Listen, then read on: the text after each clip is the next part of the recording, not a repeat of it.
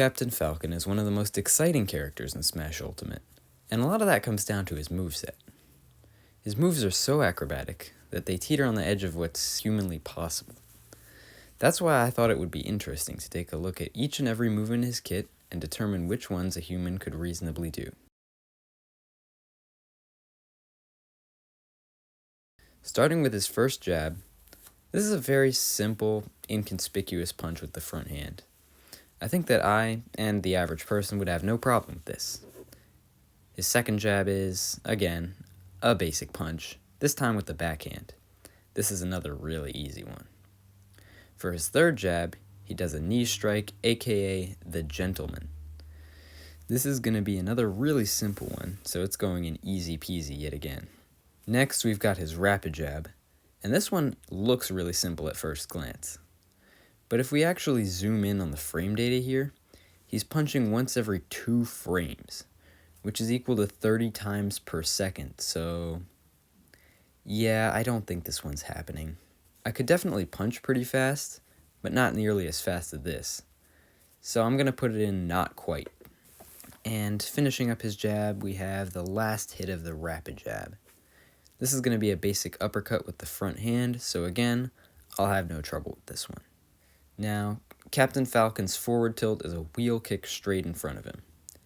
He rotates on the ball of his foot, and he actually pops off the ground a little. Overall, this would be a pretty reasonable thing for an athletic person to do.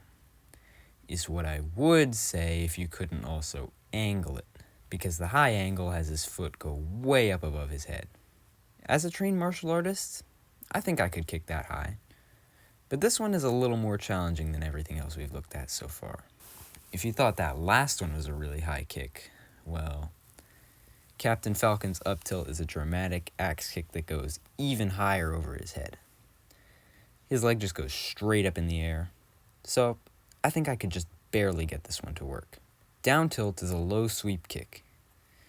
In the animation for this move, he has his non-kicking leg and his elbow on the ground at all times, which actually makes it a lot more believable, so props to the developers for that. While I'm not used to kicking this way, I think I would be able to make it work. Next, his F smash. Falcon rears back and thrusts his arm forward, hitting with the back of his fist. It's an unconventional structure, maybe to distinguish it from Falcon Punch, but the animation is very believable. Except Falcon also somehow generates fire out of his empty hand. This seems like a good time to bring up a rule for this video, which is also going to matter later. If I can do all the realistic elements of a move, but Captain Falcon also does something that no human being could realistically do, like, say, for instance, spontaneously combust, then the move goes in not quite. And that's where this one's going to go. Falcon's up smash is a very flashy move called a 540 kick. At the time of recording this, I can't quite do a 540 kick yet.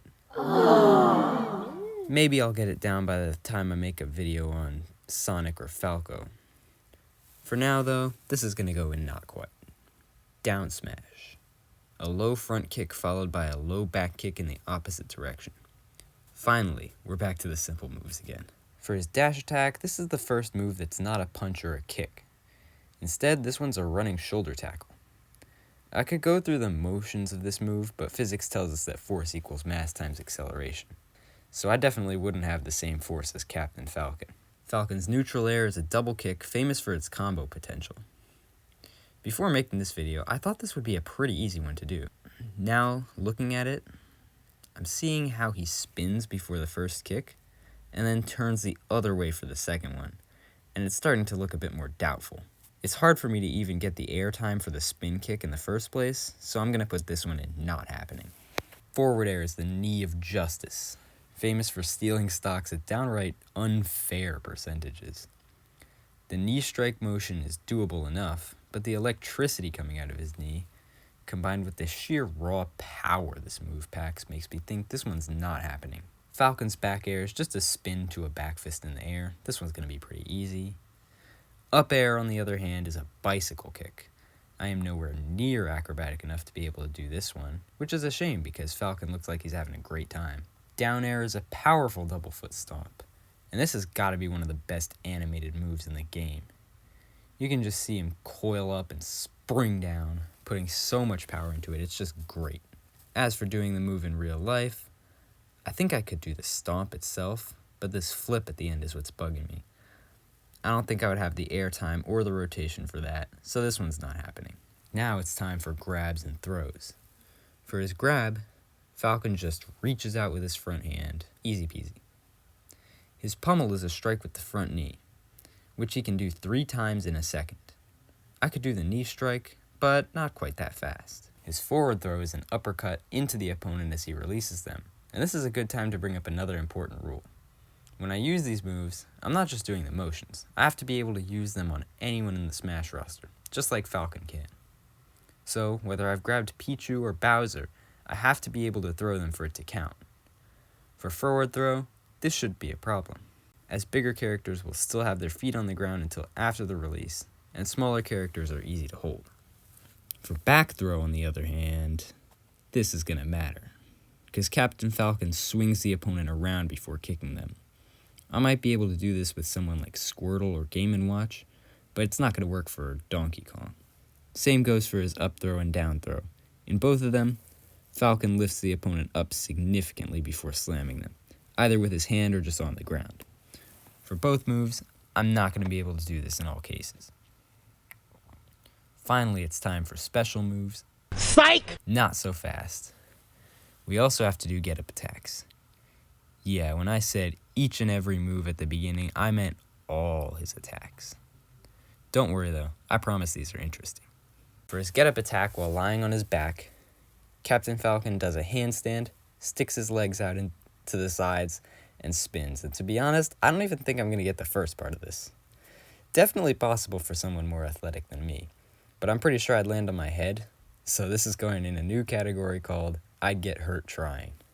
When lying on his stomach, Falcon does an entirely different move.